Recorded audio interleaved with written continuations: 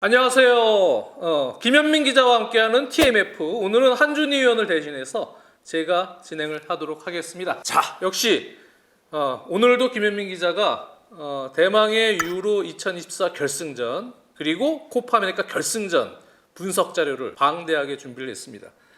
예상대로 된 건가요? 일단은 결과가? 그러니까 예상대로 됐다라고 할 수 있죠. 잉글랜드는 아니고요. 예, 잉글랜드는 그러니까 내용적인 측면에서는 많이 밀릴 거라고 생각은 하긴 했어요. 다만 이제 잉글랜드가 워낙 이제 좀비처럼 계속 이겨내는 축구들을 하다 보니까 승부차기까지 갈 수도 있지 않을까라는 생각은 했지만 그래도 만약에 어느 쪽 승리에 베팅을 하라고 한다면 스페인에게 했겠죠. 예. 어쨌든 2012년 이후에 12년 만에 스페인이 이제 우승을 차지를 하면서 이번 대회 가장 좋은 경기력을 펼쳤던 스페인이 가장 좋은 결과를 냈습니다. 결승전 한번 지켜보죠. 예, 먼저 스페인과 잉글랜드 모두 이제 4-2-3-1 포메이션으로 나왔는데 스페인 같은 경우는 페드리가 부상 당하면서 다니 올모를 이제 10번으로 배치하는 그거 제외하고는 변화가 하나도 없었다라고 할 수 있죠. 8강전부터 거의 이 라인업으로 나왔다라고 봐도 무방합니다. 반면 이제 잉글랜드는 조금 변화가 있었는데요. 그동안 루크쇼가 부상 때문에 선발로 나올 수가 없었잖아요. 하지만 이 경기에 루크쇼가 선발로 나오면서 그러면서 이제 그 4-2-3-1 포메이션을 가동을 했습니다. 그 루크쇼 외에는 그래도 최근에 조금 중용됐던 선수들이 그대로 나왔다라고 할 수 있는 거죠. 근데 이제 그 야말 같은 경우는 결승전 하루 전날이 생일이었어요. 17세 그래서 1일이 됐네요. 예. 그러면서 월드컵과 유로 전부 다 합쳐서 결승전 최연소 출전 신기록을 수립을 했습니다. 종전 기록이 1958년 월드컵 당시 펠레 17세 249일이었죠. 대단하네요. 이게 사실은 생일이 이틀만 늦었어도 앞에가 16세로 되는 건데. 그렇죠. 야, 이건 거의 전무후무한 최연소 기록이 생길 수도 있었어요. 그렇죠? 예. 네. 하지만 생일 하루 지나면서 결승전을 치르면서 17세 1일 대단한 기록을 세우는 라민 야말 계속 많은 기록을 지금 이번 대회에 수립을 했습니다. 네. 거기다가 이제 그 야말뿐만이 아니라 마이누도 아직 10대 선수잖아요. 그가 19세인 건데 유로 본선 결승전 역사상 10대 선수가 2명이나 선발 출전한 거는 처음이라고 하더라고요. 그 정도로 그러니까 데뷔 시기가 더 빨라지고 있는 것 같아요. 전반전뿐만이 아니고 경기 전체적으로 스페인이 조금은 지배했던 경기였다라고 할 수 있겠는데요. 그림을 보면은 참 이 스페인은 니코 윌리엄스와 라민 야말이 높은 위치에서 측면에서 그렇죠. 공격적으로 경기를 지배하는 이런 그림이 나오는데 잉글랜드 보세요. 뭔가 찌질해요 그림이. 네. 뭔가 찌질해. 밑으로 뒤로 이렇게 웅크리고 뒤로 숨어가지고 네. 중앙에만 지금 많이 몰려 있죠. 네. 전반적으로 스페인이 라인이 더 높기도 하고요. 그리고 또 이제 간격도 상당히 좁게 형성되어 있죠. 반면에 이제 잉글랜드 같은 경우는 간격도 조금은 벌어져 있고 사카 외에는 공격적으로 올라가지 못하고 무엇보다도 케인, 포든 그리고 이제 마이누까지 겹치는 문제가 발생을 한 건데 사실 케인하고 포든이 겹치는 거는 이번 대회 내내 있었던 문제입니다. 근데 그렇죠. 이거를 결승까지도 해결하지 못한 거였죠. 결국 케인 선수도 저렇게 박스 안에서 뭔가 터치를 못하고 중원에서 어슬렁어슬렁 중첩된 그런 역할 속에서 효율적인 경기 운영이 되지 못했다고 봐야죠. 네. 전반전은 거의 스페인이 일방적으로 주도하긴 했었거든요. 특히 이제 그 공격 진영으로의 패스가 스페인이 일단 성공도 73회에다가 성공률도 82%를 기록을 한 반면에 잉글랜드는 공격 진영으로의 패스 성공이 16회밖에 되지 않고요. 패스 성공률도 47%밖에 되지 않았습니다. 즉 양과 질에서 모두 스페인이 앞섰다라고 할 수 있죠. 이거는 통상적인 점유율에서도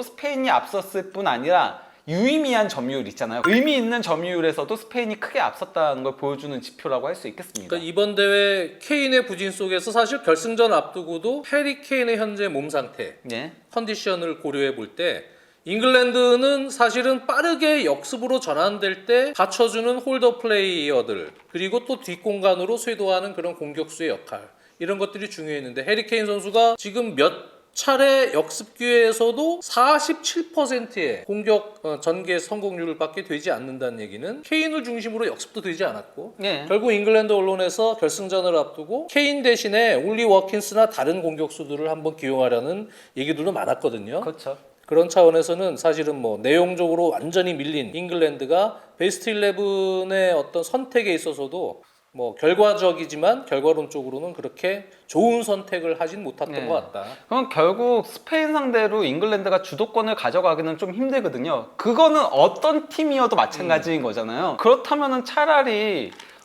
장신 공격수를 투입을 해서 그냥 조금은 효율적인 축구를 하는 게 더 낫지 않았을까라는 생각도 들고요. 아예 아이반 토니를 투입을 그렇죠. 시킨다든가. 예. 실제 아이반 톤이 나왔을 때 조금 스페인 수비가 흔들리는 장면들이 그렇죠. 있긴 했었으니까요. 전반전 공격 위협도 그래프를 놓고 보면은 잉글랜드가 공격을 못했어요.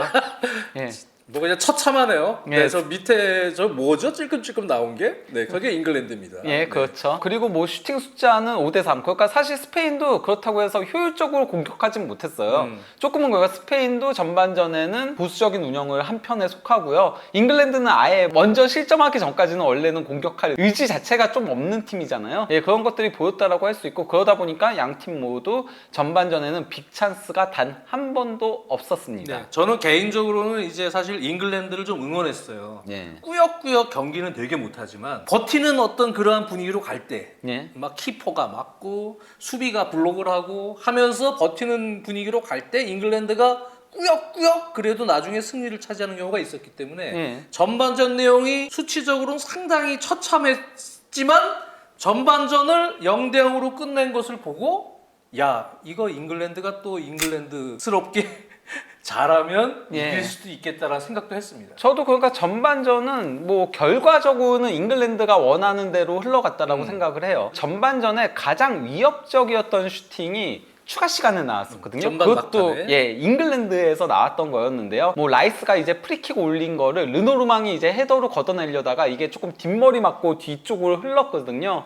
이걸 이제 포든이 발을 뻗어서 왼발 슈팅을 가져갔는데 이게 우나이 시몬 골키퍼 정면을 향했죠. 그래도 상당히 구석으로 향하는 슈팅이었는데 우나이 시몬 골키퍼가 위치 선정이 상당히 좋았다라고 할 수 있는 겁니다. 이런 가운데 이제 그 스페인의 악재가 있었는데 그 전반 막판에 로드리가 이제 라포르트와 공중볼 경합 과정에서 조금은 착지가 잘못됐는지 좀 허벅지 쪽을 잡는 장면이 있었는데 결국 부상으로 인해 이제 그 수비맨디로 교체 아웃되는 일이 있었던 거였죠. 그러면서 이제 그 로드리가 교체 아웃되는 악재가 있었거든요. 로드리가 이번 대회 내내 그 스페인에서의 차지하는 영향력이 상당히 컸었잖아요. 그래서 이거 스페인 다소 불운이 이어지는 거 아닌가 싶은 생각이 들었는데 곧바로 전혀 상관없이 예. 스페인은 계속 경기를 주도했다. 네. 네. 그리고 2분 만에 선제골이 나왔던 거였죠. 라포르트가 먼저 그 볼을 끌고 쭉 가다가 이제 측면으로 패스를 내준 거를 파비안이 전진 패스를 줬고 여기서 이제 카르발이 패스 준 거를 야말이 접고 땅볼 크로스를 보낸 거를 날카롭게 보낸 거를 이제 쇄도에 들어오던 니코가 정교한 슈팅으로 골을 넣은 거였습니다. 이거는 뭐 진짜 완벽한 작품이었죠. 네. 잉글랜드의 포백 라인을 한쪽으로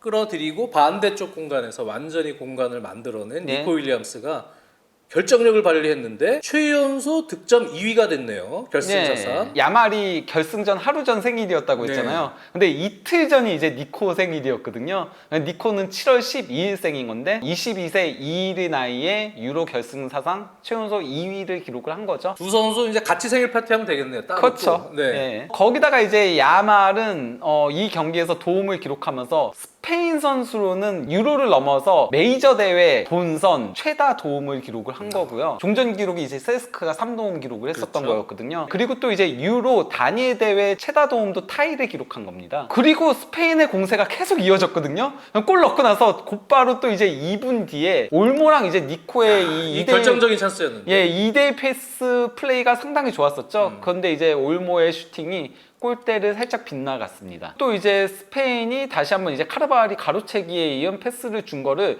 모라타가 볼을 끌고 가다가 옆에 니코가 노바크로 있었거든요. 근데 다소 욕심을 부리면서 슈팅을 가져간 게 게이 맞고 이제 흘러가는 상황이 있었고요. 또 이제 55분경에는 파비안이 이제 그 패스를 준 거를 르노르망이 이제 그 전진 패스를 연결해줬고 여기서 이제 야말이 전진 패스 찔러준 거를 모라타가 이거 약간 빈 골대에 슈팅 가져가는 형태였거든요. 이게 스톤스가 막아낸 거긴 하지만은 사실 나가는 볼. 그렇죠. 스톤스가 안 막았어도 나가는 약간 조금 모라타의 결정력이 아쉬운 장면이었다라고 할 수 있겠습니다. 곧바로 이어진 상황에서는 파비안이 패스 준 거를 니코가 과감한 중거리 슈팅을 가져갔는데 이게 수비 다리 사이로 빠져서 그쵸. 쭉 갔거든요. 근데 이게 골대를 살짝 빗나갔습니다. 이런 가운데 이제 그 잉글랜드가 61분경에 마침내 첫 교체를 가져갔는데 부진했던 케인을 빼고 와킨스를 넣은 건데, 근데 이 경기에서 케인이 얼마나 부진했냐면요, 61분을 뛰는 동안 패스도 10회가 전부였는데 패스 성공률 50%밖에 되지 않았었고 볼 터치도 13회밖에 되지 않았고 슈팅 한 번 그것도 차단된 거였고 그 외에 무언가 보여준 게 하나도 없었죠. 글쎄 해리케인의 몸 상태도 전체적으로는 완벽하지 않은 상황이지만 네. 결국은 사우스게이트 감독이 잘 써야죠 선수를. 그렇죠. 네, 선수의 장점을 잘 활용할 수 있는 운영을 해야 되는데 사실은 그것이 많이 부족했던 대회입니다. 케인이 아무래도 그 과거에 이제 등부상 당한 이후에는 좀 타겟터 역할보다는 도리어 9.5번 역할을 수행을 하면서 찔러주는 패스 이런 거에 강점이 있는 선수였는데 거기에 이제 포든이 있다 보니까 둘이 겹치면서 많이 조금 서로 부진하게 된 거였죠. 그러다 보니까 포든도 이번 대회 공격 포인트가 하나도 없죠. 전 경기. 딱 이제 와킨스 투입되고 나서 조금 잉글랜드의 공격이 나오기 시작을 했던 거였거든요. 그 64분경에 픽포스가 이제 롱패스를 보낸 거를 포든이 백패스로 내줬고 여기서 이제 사카가 횡패스 준 거를 벨링엄 이거 예술이었어요. 수비가 붙어 있었는데 멋진 왼발 슈팅. 터닝 동작으로 제끼고서는 강력한 왼발 슈팅을 가져갔는데 이게 골대를 살짝 빗나갔었죠. 그럼 이 장면이 벨링엄의 개인 능력을 확인할 수 있었던 대표적인 장면이라고 할 수 있겠습니다. 근데 슈팅은 좋았어요. 그쵸? 네. 근데 생각보다 조금 더 많이 벗어나긴 했지만 그렇죠. 근데 역시 개인 능력으로 뭐 하나를 만들어낼 수 있는 힘이 있겠구나 라는 희망을 줬던 벨링엄의 슈팅입니다. 네. 하지만 다시 이제 스페인의 공세가 이어졌는데요. 뭐 이제 니코가 전진 패스 준 거를 모라타가 올모한테 패스를 내줬고 여기서 이제 그 올모가 전진 패스 준 거를 야말이 드리블로 치고 가다가 슈팅 이거 굉장히 날카롭게 그렇죠. 구석으로 갔는데 픽포드 골키퍼가 잘 선방을 해냈죠. 다이빙으로. 가까운 위치에서의 저 픽포드의 아주 순발력 있는 선방, 이것이 사실 그 팀 스프릿 어떤 멘탈리티적으로는 잉글랜드 선수들에게 되게 큰 힘이 된 것 같아요. 네. 누적된 어떤 버티기. 한 골 실점을 하긴 했지만 지금 한 골이면은 충분히 지금 이렇게 키퍼의 선방과 수비진의 헌신적인 수비가 뒷받침될 때 이거 한 골만 넣으면 된다. 이게 사실 선수들한테 상당히 심리적으로 도움이 됐던 선방 같습니다. 예, 그 스페인이 두 번째 교체를 가져갔는데요. 진짜 9번인 모라타를 빼고 가짜 9번인 오야르사발을 넣었거든요. 근데 이제 그 모라타가 이 경기에서도 약간은 조금 슈팅 욕심을 부리면서 득점 찬스를 살리지 못하는 모습은 있긴 했지만은 그래도 저는 그 모라타가 굉장히 많이 싸워주고 비벼주고 수비 가담도 열심히 해주면서 그래도 이선들의 침투를 상당히 많이 도왔다라고 생각을 했었거든요. 그런 가운데 오야르사발이 나오니까 도리어 약간 무색무취에 가까운 모습을 초반에는 보여줬었죠. 그러면서 스페인의 공격이 도리어 조금은 사그라드는 그런 모습이 있었습니다. 이런 가운데 그 잉글랜드가 두 번째 교체를 감행을 했는데요. 파머를 조금 더 일찍 넣었어야 되는데. 네, 70분경에 마이누를 빼고 파머를 넣으면서 공격을 강화했는데 사실 마이누가 이번 대회에 굉장히 호평을 받았었잖아요. 좋은 모습들을 준결승전까지 보여주면서 특히 이제 뭐 잉글랜드 선수 중에서는 가장 패스 성공률이 좋았던 선수였는데 스페인처럼 압박도 강하고 중원도 강한 팀 만나니까 아직 어리긴 하더라고요. 그렇죠. 아직 어리고 피지컬적으로도 대처하는 능력이 아직은 부족합니다. 그러니까 밀리더라고요. 밀리다 보니까 볼 터치가 29회인데 패스가 18회밖에 되지 않았었고 패스 성공률도 72% 이 경기에서. 그러다 보니 결국은 마이누를 빼고 파머를 넣게 된 거였죠. 파머 교체 투입이 바로 3분 뒤에 효과를 발휘했는데요. 이거는 사실 파머만이 아닌 교체 투입된 선수들이 합작한 골이었어요. 픽포드의 롱패스를 와킨스가 이제 내줬고 이걸 이제 파머가 전진 패스를 준 거를 사카가 드리블로 치고 가다가 땅볼 크로스 연결했고 여기서 이제 벨링엄이 몸싸움 과정에서 뒤로 잘 내줬죠. 그리고 파머가 강력한 왼발 슈팅으로 골을 넣은 거였습니다. 아주 파머다운 정교하면서도 예리한 왼발 슈팅인데 이 골 들어가면서 저는 이제 개인적으로 잉글랜드를 이제 응원하는 입장이었어요. 동점골이 터지면서 제가 환호를 외치긴 했지만 조금 일찍 넣네. 이게 85분에 넣어야 잉글랜드 시나리오로 가는 건데 이게 조금 너무 일찍 터졌네. 예. 큰일 났네. 네, 이런 생각도 들었습니다. 근데 이제 파머도 이제 나이가 22세 69일이거든요. 그건 니코보다 조금 나이가 많은 거예요. 2달 정도. 예, 근데 이게 그 유로 결승전 역대 최연소 교체 출전 골입니다. 벨링엄이 도움을 줬잖아요. 벨링엄도 역대 유로 결승전 세 번째로 어린 나이로 도움을 기록한 겁니다. 확실히 그러니까 어린 선수들이 이번 대회 때 상당히 두각을 많이 드러냈죠. 뭐 귤레르라던가 뭐 무시알라라던가 비르츠라던가 이제 다급해진 스페인이 공세적으로 나섰는데요. 뭐 82분경에 니코의 패스를 받은 올모가 이제 전진 패스를 다시 연결해줬고 여기서 이제 니코가 그대로 이제 패스 내준 거를 야말이 이거 완전 빅찬스였는데 이거는 다소 골키퍼 정면을 향하면서 픽포드 골키퍼한테 막히는 상황이 있었습니다. 정교함이 좀 아쉬웠던 결정적 상황이었고. 네, 83분경에 스페인은 르노르망을 빼고 이제 전진성이 강한 센터백인 나초를 투입하면서 조금은 공격을 그래도 강화했다라고 할 수 있는 거죠. 곧바로 스페인의 결승골이 나왔던 거였는데요. 그 올모가 이제 전진 패스 준 거를 오야르사발이 측면으로 내줬고 여기서 이제 쿠쿠렐라가 잘 키핑을 하다가 쿠쿠렐라가 잘 키핑을 하면서 오야르사발의 침투 타이밍을 기다렸다가 땅볼 크로스를 연결해 준 거를 오야르사발이 슈팅으로 골을 넣은 거였습니다. 쿠쿠렐라가 결정적인 어시스트를 했어요. 네. 네, 그리고 오야르사발은 가짜 9번이 아니고 진짜 9번 역할을 제대로 수행을 했는데 쿠쿠렐라, 콜파머. 네.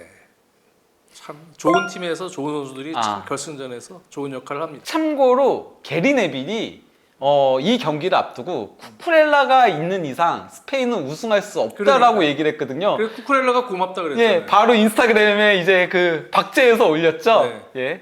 그 게리 네빌은 입이 문제예요. 그러니까요. 다급해진 이제 잉글랜드가 포든을 빼고 토니를 넣으면서 이제 4-1-3-2로 전환을 했거든요. 그리고 스페인도 여기에 맞춰서 이제 야마를 빼고 메리노를 넣으면서 이제 중원을 강화를 했습니다. 이런 가운데 이제 잉글랜드가 코너킥에서 마지막에 이거 거의 골이 나올 뻔했었거든요. 일단 파머가 올린 코너킥을 라이스가 헤더로 가져간 거를 우나이 시몬 골키퍼가 일단은 막아냈고요. 여기서 이제 게이가 리바운드 헤더를 가져간 게 골라인 바로 앞에서 올모가 점프해가지고 걷어냈죠. 그러고 나서 이제 라이스의 또 다른 리바운드 헤더가 골대를 벗어났습니다. 이게 그러니까 스페인이 물론 이제 경기 내용적으로 이번 대회에서 우승할 수 있는 내용 계속 보이긴 했는데 페드리 선수가 물론 있었다면 더 잘했을 수도 있죠. 하지만 페드리 선수가 다친 이후에 올모가 들어가서 결정적인 득점들을 계속 해주고 그렇죠. 결정적인 수비를 결승전 막판에 해줬다는 얘기죠. 만약에 페드리였다면 어땠을 것 같아요? 저는 경기는 더 지배했을 거라고 봐요. 다만 득점력은 조금 감소하지 않았을까. 아무래도 올모가 득점력이 더 있는 선수다 보니까 실제 올모가 그가 페드리 부상당하고 나서 토너먼트에서 연달아서 골을 넣으면서 이번 대회 3골 2도움으로 그 공격 포인트 5개인데 이게 야말과 함께 공동 1위예요. 3골도 공동 1위잖아요. 그렇죠. 해리 케인과 함께 한 6명이 있죠. 그렇죠. 경기 이제 전반적인 기록을 놓고 보면은 스페인이 이길 만한 경기였죠. 뭐 빅찬스도 이제 스페인이 5회 그리고 잉글랜드는 2회였고요. 점유율도 65대 35 그리고 유효 슈팅도 6대 4. 뭐 전반적으로 스페인이 이길 만한 경기였다라고 할 수 있겠습니다. 그냥 뭐 잉글랜드는 솔직히 그냥 또 한 번 뽀록을 바랬었어요. 약간 좀 그렇다라고 할 수 있죠. 잉글랜드가 스페인으로한테 내용적으로 이길 수 없는 그러한 이제 경기였습니다. 공격 위협도 그래프를 놓고 보더라도 잉글랜드가 공격한 시간대 자체가 이거 다 합쳐도 많아야 20분, 적으면 15분 정도밖에 되지 않아요. 그렇죠. 근데 뭐 이러한 그래프로 계속 꾸역꾸역 이겨왔기 때문에 그렇긴 하죠. 아마 잉글랜드 팬들은 또 한 번 콜파머의 골이 나왔을 때 이것도 이런 식으로 가나 하고 약간의 기대 심리가 있었지 않았을까 생각을 합니다. 근데 그냥 차라리 파모가 그냥 처음부터 선발로 나왔으면은 그러니까요. 훨씬 나았을 거거든요. 그러니까 뭐 김현민 기자 얘기대로 케인을 아예 그런 식으로 활용하려면 사실은 뒷공간을 뭐 손흥민이나 이런 선수처럼 파고들 수 있는 움직임을 가져가는 윙 포워드가 필요한데 윙 포워드도 없고 부카요 사카가 그런 식으로 들어가는 선수도 아니고 또 벨링엄도 그런 선수가 아니고 포워드도 아니기 때문에 해리 케인간의 역할을 살려줄 수 있는 그런 구성이 아니라면 차라리 케인과 올리 워키스를 같이 넣든지 아니면 아이반 토니와 올리 워키스를 아예 처음부터 공격적으로 활용을 하든지 콜파머도 쓰면서 이렇게 좀 컨디션 좋은 선수들을 과감하게 변화시켜서 승부를 둘 수 있는 그런 상황도 사우스게이트에게는 필요하지 않았나라는 결과론적인 아쉬움이 있는 겁니다. 그러니까 사우스게이트 감독이 2018 월드컵부터 시작해가지고 그 유로 2020 그리고 카타르 월드컵 그 세계 대회 때까지는 그런 공격 패턴이 있었어요. 그러니까 사실 사우스게이트 감독은 기본적으로 수비 쪽에 무게중심을 두잖아요. 하지만 그럼에도 그때는 지금보다 잉글랜드가 경기력적인 부분에서는 더 나았던 이유가 그때는 케인이 내려와서 찔러주면은 스털링, 그리고 레시포드 이런 선수들이 뒷공간을 파헤치면서 마무리를 지었었거든요. 아니면 그릴리시가 측면에서 조금은 볼을 키핑하면서 플레이를 하는 게 있었는데 지금은 케인, 포든, 벨링엄 다 겹치는 문제가 있다 보니까 이렇다 할 공격 패턴들이 없었고 그러다 보니 도리어 교체 선수들이 투입될 때 그나마 공격이 풀리는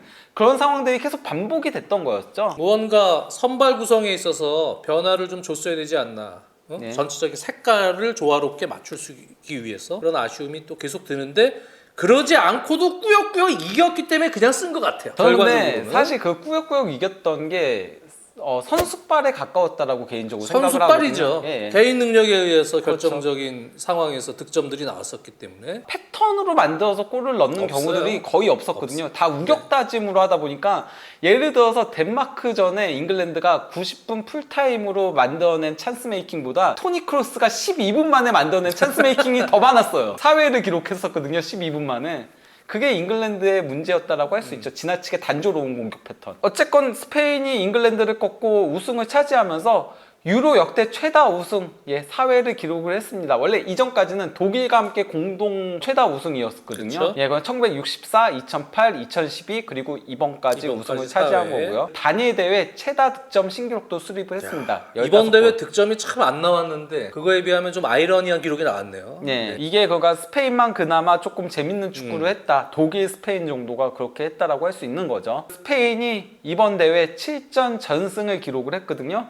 이것도 처음 있는 일입니다. 우승팀이 전승으로 우승한 네. 경우가 유럽 챔피언십에서 처음이다. 왜냐면은 24개 팀으로 확장한 게 유로 2016부터다 보니까 그렇죠. 그렇게 된 거죠. 그렇죠. 그 전까지는 우승하더라도 그리고 연장전도 독일하고의 8강전이 유의됐다. 그 앞뒤로는 전부 다 정규 시간 이내에 경기를 마무리 지었다라고 할 수 있겠습니다. 그 스페인의 또 다른 기록이 있다면은 유로 역대 최초로 최우수 선수와 영플레이어를 동시에 기록했어요. 로드리가 최우수 선수상을 수상을 했고 야말 당연히 영플레이어상을 수상을 한 거죠. 특히 야말은 정말 놀라운데요. 이번 대회에서 찬스 메이킹 19회로 최다고요. 그리고 오픈 플레이에서의 찬스 메이킹도 16회로 최다고요. 그리고 빅 찬스 메이킹도 8회로 최다고요. 공격 포인트도 5개, 그러니까 1골 4도움인 거죠. 최다고요. 도움도 4도움으로 최다고요. 여기에 더해 유로 역대 최연소 출전, 유로 역대 최연소 도움, 그리고 유로와 월드컵 다 합쳐서 역대 최연소 득점, 그리고 유로 역대 최연소 승리, 그리고 유로 역대 최연소 영플레이어상까지 다 수립을 한 겁니다. 그리고 저는 이제 라푸엔테 감독의 역량도 빼놓을 수 없다라고 생각을 하는데요. 사실 이 라푸엔테 감독이 스페인 연령대별 대표팀을 2013년부터 맡아왔었거든요. 그러면서 이제 2015년에 19세 이하 유럽 선수권 우승을 차지했었고요. 또 이제 2019년에는 21세 이하 유럽 선수권 우승을 차지했었고요. 그러면서 이제 이들이 주축이 돼서 이번 대회에 나섰던 거였거든요. 그러니까 파비안 루이스라던가 페드리라던가 지난 올림픽도 베라푸엔테 감독이 이제 지휘봉을 잡고 있었잖아요. 그러다 보니까 조직력이 그 어느 팀보다도 잘 맞춰져 있었던 것 같아요. 거기다가 이제 그 기존의 스페인의 티키타카 점유율 축구에 더해서 조금 더 좌우 측면을 활용하는 역습 그 속공 축구까지도 가미를 하면서 이전보다는 조금 더 수비가 단단하고 빠르게 침투에 들어가는 그러면서 조금 더 화끈한 축구를 구사를 했다라고 할 수 있는 거죠. 그 전까지 스페인은 만들어가는 건 잘했지만은 좀 마무리가 굉장히 힘들어했었잖아요. 항상 최전방 공격수가 무언가 2% 부족하다는 얘기 계속 들어왔으니까 최근 메이저 대회에서 지나치게 지공을 하다 보니까 수비가 이미 내려와 있는 상황들도 많았었고 그런 것들을 많이 상쇄시키면서 약간은 하이브리드 형태의 스페인으로 발전한 느낌이 있었습니다. 사실 스페인이 그나마 조금 더 정상적인 밸런스에서 정상적인 최근 그 현대 축구에서 적극적인 운영을 하는 그러한 어떤 수비 라인과 공격진의 어떤 포지셔닝을 보여줬고 독일은 정상적인 운영을 하면서 역시 밸런스 있는 토니 크로스를 중심으로 운영을 했는데 그 외에 나머지 우승 후보 팀들이 사실은 미들블럭에서 상당히 보수적인 운영을 했다는 얘기죠. 그렇죠. 네.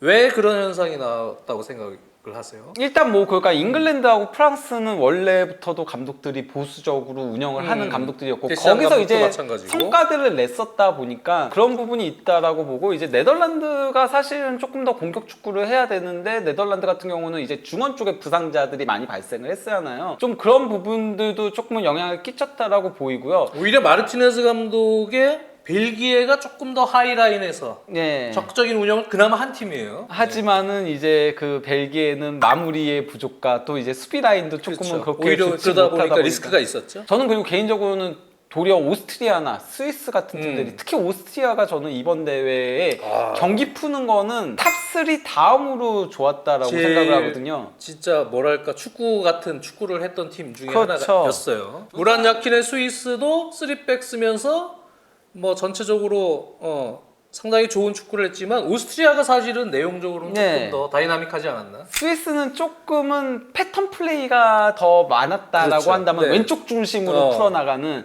오스트리아가 조금 더 다양한 형태의 공격들을 파생시켰다라고 할 수 있죠. 아무래도 이제 결정적으로 강팀과의 경기, 스페인이 사실은 강팀을 다 잡은 거 아니에요? 네, 그렇죠. 토너먼트에서 예. 8강에서 독일을 잡고 그때 좀 어떻게 보면 좀 어려운 경기였지만 그다음에 프랑스 잡고 잉글랜드 잡고. 예. 근데 사실 프랑스, 잉글랜드 이 두 팀을 상대로는 두 팀이 워낙 미들블록으로 좀 내려가 있는 운영을 하다 보니까 결과적으로는 윙포드 역량이 1대1에서 상당히 중요하고 그런 부분이 오히려 스페인의 전체적인 경기 성향과는 또 잘 맞아떨어지지 않았나 그런 생각도 듭니다. 네. 그리고 이제 미드블록을 짜게 되면은 아무래도 이제 중원에서 풀어나가는 것들이 상당히 힘들어지게 되거든요. 그러다 보니 스페인 그리고 이제 독일 그리고 오스트리아 정도 제외하고는 그거를 뚫기 좀 힘들어하는 상황들이 있었죠. 아무래도 대표팀은 호흡을 맞추기가 현실적으로 어렵잖아요. 어쨌건 데라프렌테 감독이 사실은 나이가 상당히 있거든요. 굉장히 오랜 기간 수석 코치를 했음에도 그러니까 원래는 수석 코치를 오랜 기간 하다 보니까 감독 경력이 짧은데 나이는 이제 63세 23일인데 이게 그 유로 역사상 세 번째로 많은 나이에 이제 우승을 맞아요. 차지한 겁니다. 그러니까 사실은 성인 대표팀을 기준으로 봤을 때는 이번에 유로 우승한 스페인의 델라푸엔테 또 콜롬비아의 로렌소 두 감독이 사실 약간 듣보잡이에요. 일반인들 그렇죠. 입장에서는. 예. 네. 유명하지 않은 감독인데 늦게 성인 대표팀에서 자신의 역량을 꽃피운 지금 이러한 대회가 지금 남미와 유럽에서 나왔고 상당히 이제 좋은 감독 같아요. 델라푸엔테 감독은. 이번엔 그러면 잉글랜드를 조금 살펴보도록 하겠는데요. 잉글랜드 살펴볼 필요 없어요. 넘어갑시다.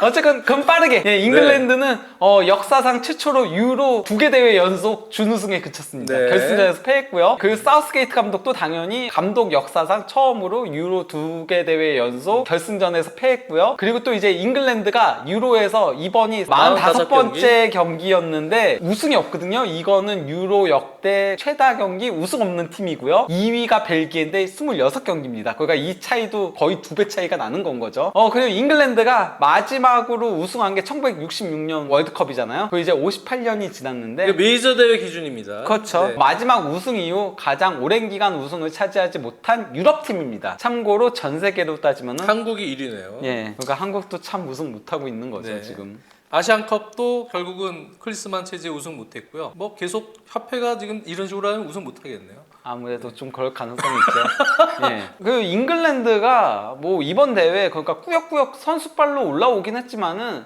사실 내용적인 부분이라던가 결과적인 부분을 놓고 보면은 결승까지 올라올 만한 팀이었다라고 보기에는 좀 어려운 힘들죠. 부분이 있죠. 뭐 조별리그에서도 1승 2무였고 그리고 또 이제 그 다음에 연장전, 승부차기 뭐 이렇게 거쳐가지고 올라온 거다 보니까 정규 시간 기준으로 하면은 2승 3무 1패예요. 대진운도 좋았어요. 그렇죠. 토너먼트 때 슬로바키아, 스위스 물론 뭐 스위스도 이번 대회 강팀이었긴 하지만 잉글랜드는 이제 변화가 필요할 것 같습니다. 이 좋은 선수들을 조화롭게 꾸릴 수 있는 새로운 변화 필요할 것 같습니다. 사우스게이트 감독은 지나치게 역습 중심의 감독이다 보니까 반면에 지금 잉글랜드는 공격 쪽의 재능들이 많잖아요. 그 공격 쪽 재능들을 살릴 수 있는 감독이 필요하지 않을까. 조금 더 능동적인 축구를 할 수 있는 사람이 필요해 보이긴 그쵸. 합니다. 그리고 무관의 제왕 케인. 두 대회 결승전에서 박스한 터치가 한 번 첫 대회는 연장전 포함해가지고 120분 뛰었잖아요. 그리고 이번에도 60분을 넘게 뛰었으니까 180분이 넘는 동안 박스 한 폴터치가 한 번밖에 없었어요. 제가 뛰어도 두 번을 했겠다. 지난 유로 2020 결승전에서 21분을 뛰었던 그릴리시가 볼터치를 박스 안에서 2번 가져왔어요. 케인은 이번이 7번째 준우승입니다. 그러니까 뭐 리그컵에서 2번의 준우승이 있었고 챔피언스 리그에서 토트넘에서 예, 준우승, 그 유로에서 2번의 준우승이 있고 그리고 독일 슈퍼컵에서도 지난해? 준우승, 네. 그리고 또 이제 프리미어리그 준우승이 한 번 있고, 근데 가장 놀라운 거는 바이언인데 우승을 못했다는 거거든요. 그러니까요. 예, 그러다 보니까 여기서는 이제 그 바이언에서 분데스리가 우승이 없다를 넣은 건데, 바이언은 3위를 했으니까 준우승은 아닌 거죠. 네. 근데 이제 케인의 개인 커리어는 화려하거든요. 643경기 406골, 3번의 프리미어리그 득점왕, 1번의 프리미어리그 도움왕, 그리고 1번의 챔피언스리그 득점왕, 1번의 월드컵 득점왕, 그리고 1번의 분데스리가 득점왕, 1번의 유럽 전체 리그 득점왕, 그리고 1번의 유로 득점왕까지 차지했는데 정작 토너먼트 결승전 6경기 무득점입니다. 요즘에 이제 프리미어리그 출신들이 K리그로 지금 제가 뭐 누구라고 얘기하기는 그렇지만 얘기들이 좀 오고 있고요. 그리고 근데 케인이 강원에 한번 와서 우승 한번 했으면 좋겠네요. 강원이요, 갑자기? 네? 강원 가기는 아직은 좀. 강원 오면 우승할 수 있어. 자 유로 2024 결승전을 아주 심도 있게 또 분석을 했는데 사실 내용적으로 심도 있게 분석할 것도 없어요. 네. 그렇죠. 뭐 스페인이 주도하다가 예, 잉글랜드에 깜짝 무승부가 나오나 싶었는데 결국은 못 이겨냈다죠. 네. 스페인이 사실은 대회전에는 그 선수들의 어떤 네임밸류나 뭐 여러 가지 봤을 때 과연 이 어린 선수들이 큰 대회에서 잘 할 수 있을까에 대한 약간의 의구심, 그리고 역시 모라타가 최전방 공격수로서의 확실한 결정력을 보여줄 수 있을까에 대한 의구심, 뭐 여러 가지가 겹치면서 사실 완전한 우승 후보로는 많은 전문가들이 보진 않았어요. 이번 대회는 근데 스페인이 예상보다 훨씬 젊은 선수들이 전혀 기죽지 않고 좋은 플레이를 하면서 우승을 한 것 같고, 저는 사실 그러니까 유로 전에 여기서 이제 유로 프리뷰를 했었거든요. 그때 제가 평가를 했던 게 스페인은 지금보다 미래가 더 기대되는 팀이라고 얘기를 했었는데 벌써 우승을 차지해버리다 보니까 그러니까요. 다음 월드컵이 정말 기대가 된다라고 할 수 있겠죠. 거기다가 이제 모라타가 지루 같은 역할을 한 건데 사실상 결국 골은 못 넣었잖아요. 그래도 꾸준히 일을 해주면서 이전과는 다르게 조금은 지루화되어가는 모습을 보여줬는데, 프랑스의 우승에는 지루가 상당히 큰 역할을 했었거든요. 그런 역할은 좀 나이를 먹어도 할 수 있는 거기 때문에 오히려 이제 그런 역할을 지루도 그렇고 모라타도 그렇고 다 이제 첼시에서 이 시행착오를 통해서 거기서 많이 배워서 애 가서 이제 써먹는 거예요. 네. 그래서 잘합니다. 인정하시죠? 모라타는 조금 더 지켜봐야 될 것 같아요. 아직. 예. 자, 스페인의 우승으로 막을 내린 이제 유로 2024고요. 이제 다음 메이저 대회가 북중미 월드컵입니다. 네. 월드컵 때는 지금 선수들의 퀄리티가 아주 좋은 다른 팀들 심기일전에서 어떤 변화로 또 스페인과 같은 팀을 상대할 수 있을지 한번 또 지켜봐야 될 것 같습니다. 예, 특히 뭐 프랑스랑 잉글랜드 같은 경우는 감독 교체 가능성도 있으니까 충분히 있죠. 그러면은 사실 선수 몇몇은 프랑스하고 잉글랜드가 사실 가장 좋은 두 팀이라고 할 수 있잖아요. 그렇게 되면은 그 팀들이 어떻게 변할지도 지켜볼 수 있게 되는 거겠죠. 자, 김현민 기자와 아주 심도 있게 유로 2024 결승전 스페인과 잉글랜드에 대해서 얘기를 나눠봤고요. 또 전반적인 약간의 결산까지 해보는 시간 가져봤습니다. 다음 시간에 뵙겠습니다.